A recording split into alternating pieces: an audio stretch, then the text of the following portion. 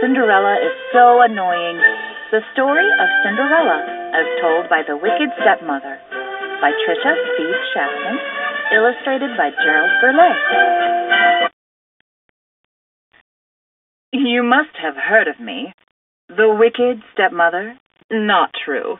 It's just another one of Cinderella's wild stories. Not as wild as the one about the pumpkin and the fairy godmother. The real story, the true story, began with some chatter and some dust. All I ever wanted was a husband and a mansion. Before I married Cindy's father, my two darlings and I had met Cindy only a few times. The girl had seemed normal then. After I married Cindy's father, my darlings and I moved in. When I had just one foot on the front step, my dear husband kissed me goodbye and said, "I'm off on business." "He leaves often," Cindy said, "but the animals stay put. They talk, they joke, they sing. They even help out, especially the bluebirds." Now, I don't mind the story, but I like facts, not fiction. Soon the girl was talking all kinds of hokey-pokey. "Once upon a time," Cindy said, "one of the bluebirds became blue. Not the color, the feeling. His friend had flown south." My darlings and I were stuck near the front door. I just wanted to put away my bags, and that's when I saw it. Dust. "Dear, is the whole house this dusty?" I asked. "I don't know," Cindy said. "I'll give you a tour."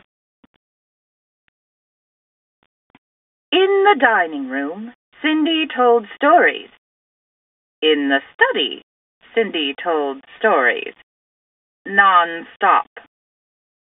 "Girls," I said, "time to get to work. This place needs a good cleaning." "Once upon a time, when I was cleaning," Cindy started. Oh, boy. Cindy mopped the floor, but she finished so fast. My darlings had barely started. "Did you know robins and sparrows are my friends?" she said. "But the sparrows don't like the robins, silly creatures. Once upon a time, one of the robins—" "Cindy, dear," I said, "why don't you go and wash the clothes now, But Cindy washed them so fast. How on earth did she do it?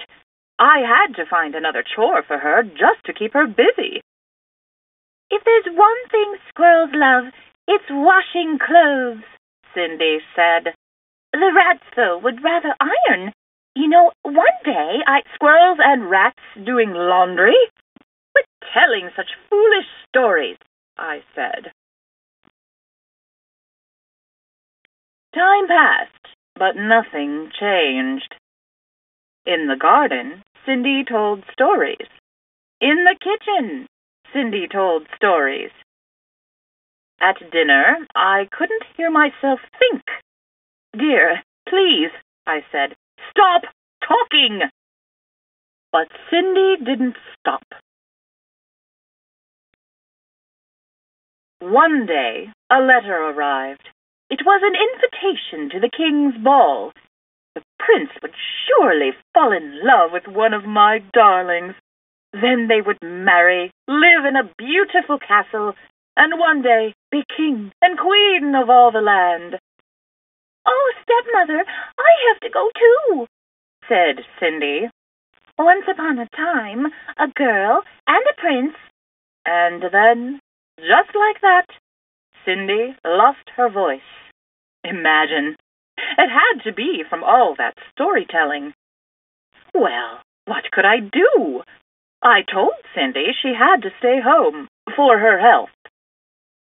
She cried, of course, but a ball was no place for a sick girl. She needed rest. Sometimes it's so hard being a stepmother.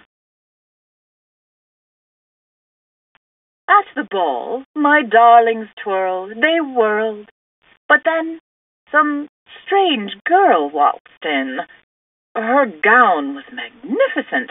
I couldn't take my eyes off it. I wondered how much it cost and if my seamstress could copy it for me. The prince and the girl danced and pranced. My poor darlings were left princeless. A few days later, the prince made an announcement. A glass slipper had been left at the castle.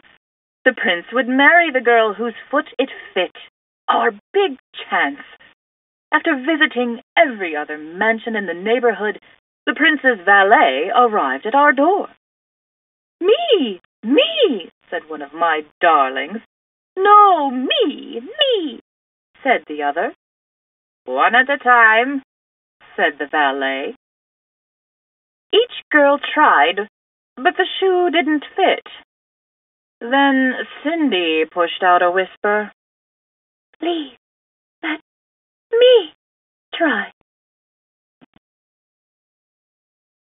The shoe fit. Cindy pulled the match out of her pocket. "What?" my darlings cried. Cindy pushed out another whisper. She said something about a pumpkin coach and mice that turned into horses. She even added a fairy godmother. Please, there's no such thing. But I still don't know where she got those shoes. A few days later, the prince married Cindy. Poor man. He had no idea what he was getting himself into. But we lived happily ever after.